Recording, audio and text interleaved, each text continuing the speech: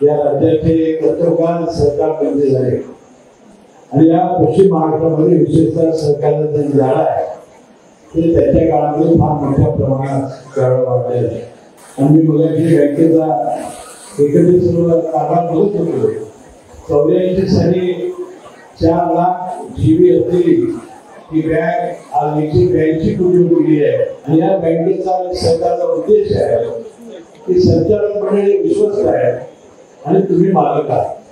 अशा पद्धतीने या सरकारने जे काम केलं तर सरकारी स्वतः फार मोठ्या वाढतात चालतात आणि त्याचे सगळे फायदे हे सभासदांना मिळत असतात.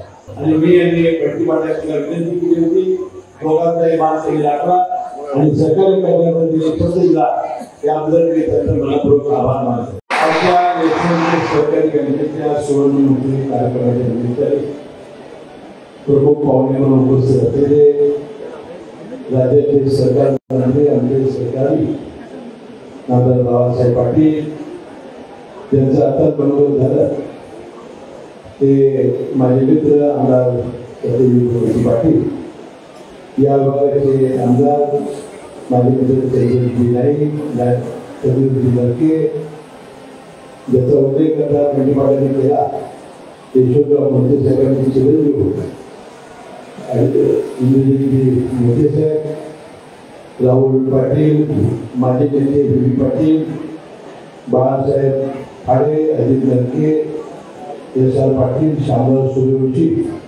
संजय पाटील बेज पाटील दादा शशिकांत पवले बाबासाहेब पाटील आसुडेकर शाहू काटकर या बँकेचे अध्यक्ष महेश पाटील उपाध्यक्ष भगवान पाटील प्रकाश देसाई अमर पाटील आदी माझे सर्व संचालक या बँकेचे सर्व सभासद हितचिंतक व्यासपीठावर प्रमुख मंडळी पत्रकार बंधूंनो आणि मोठ्या संख्येने उपस्थित असलेले सर्व नागरिक आणि तरुण मुलं आज या बँकेच्या सुवर्णमहोत्सवी कार्यक्रमाच्या निमित्ताने आपण सहकार मंत्र्यांना आपण आयोजित केलेला आहे.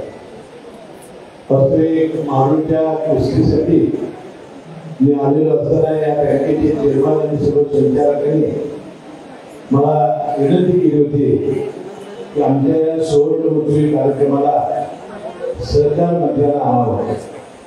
मी मनापासून बाबासाहेब पाटलांचा आभारी आहे की त्यांनी या कार्यक्रमाला येण्याची आमची विनंती मान्य केली आणि या सुवर्णमहोत्सवी कार्यक्रमाला आज ते उपस्थित राहिलेले आहेत. वास्तविक दीड तासाचा कार्यक्रम होता आणि त्यानंतर माझ्या मतदारसंघामध्ये इंचनाळ गडिंग्लज तालुक्यामधल्या कार्यक्रमाला जायचं होतं. तर मला वाटतं एकदम जास्त वेळ आपण सर्वांनी घेतलेला आहे. मी अधिक बोलणार नाही परंतु ज्या भावना मोहिते साहेबांनी आपल्या सहकाराबद्दलच्या मांडल्या तर यशवंतराव मोहिते साहेब या राज्याचे कर्तव्यवान सरकार बंदी झाले आणि या पश्चिम महाराष्ट्रामध्ये विशेषतः सरकारला जे झालं आहे ते त्याच्या काळामध्ये फार मोठ्या प्रमाणात करावं वाढलेलं आहे. मला आठवते की त्यावेळेला आमच्या इथे कैलासवासी खासदार मंडलिक साहेब कैलासवासी पत्रकार साहेब बाबासाहेब पाटील गोरेकर शंकरराव पाटील शिंगणापूरकर तुम्ही पाटील साहेब ही सगळी मंडळी हे मोहिते साहेबांची टीम म्हणून जिल्ह्यात काम करत होती आणि त्या वेळेला सहकारामध्ये अनेक सध्या या मंडळींना देण्याचा प्रयत्न यशवंतराव मोहिते साहेबांनी केलेला होता.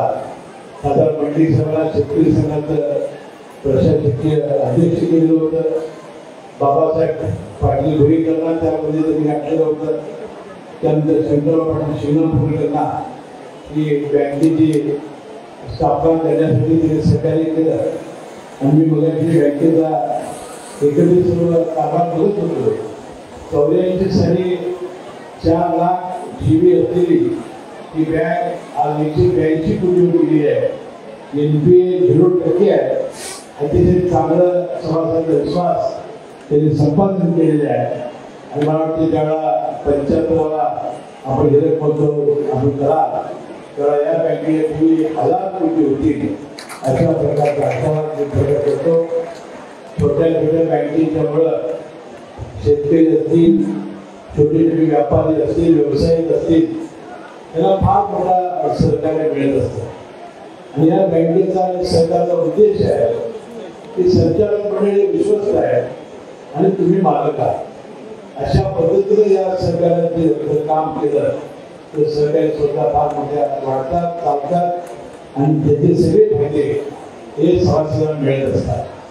त्याचा उल्लेख मंत्रिसाहेबांनी केला, सरकार आणि सरकार ही दोन चाकं आहे आणि ही दोन चाकं जर व्यवस्थित चालली तर या सरकारीमुळं आणि या चळवळीमुळं फार मोठा फायदा त्या जनतेचा झालेला आहे आणि एकूण देशाच्या GDP मध्ये आणि एकूण जर या सरकारी चळवळीमुळे किती प्रमाणामध्ये आपली उदाहरण होते याचा एक अभ्यास पूर्ण तरी आपल्या भारतात आपल्या मनोगत व्यक्त केलेला आहे।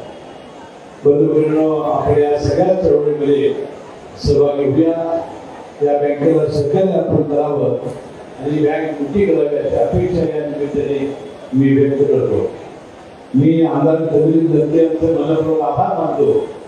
तर आज कोणाचा अडचण झालेला भोगावती सरकारी साखर कारखान्याला राजकीय अभिनय बाजूला ठेवून त्यांनी NCDC-मधून कर्ज मिळवण्यासाठी सरकार आपल्याला पत्र दिलं।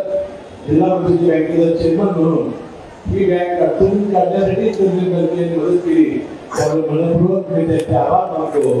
आणि मला वाटते सरकारामध्ये आपण राजकारण आणत नाही, सरकारामध्ये आपण एकमेकाला सहकार्य करायचं असतं, अशा प्रकारच्या भावना व्यक्त केल्या। आणि मी यांनी पट्टी पाठवण्याची विनंती केली होती, दोघांचाही मान राखला आणि सहकार्य करण्यासाठी शब्द दिला, त्याबद्दल मी त्यांचा मनपूर्वक आभार मानतो। मी अधिक बोलणार नाही, कारण माझ्या मतदारसंघामध्ये इंद्रा गावामध्ये कार्यक्रम आहे, अधिक वेळ होत आहे। बंधुभगिनींनो, या सुवर्ण महोत्सवाच्या निमित्ताने आपल्या उपस्थितीवरून आपलं सर्वांचं बँकेवरती जे प्रेम आहे ते दिसून येत आहे। असंच प्रेम तुमचं गोष्टीला होत जावं, ही बँक जरूर फरारी घेऊ अशी या सुवर्ण महोत्सवाच्या निमित्ताने मी शुभेच्छा तुम्हाला सर्वांना देतो। आणि मला या कार्यक्रमाला उपस्थित राहण्याची संधी दिली, आपल्या सर्वांच्या दृष्टीने संधी मला मिळाली, मनपूर्वक आपल्या सर्वांचे आभार मानून मी आपली रजा घेतो। जय महाराज।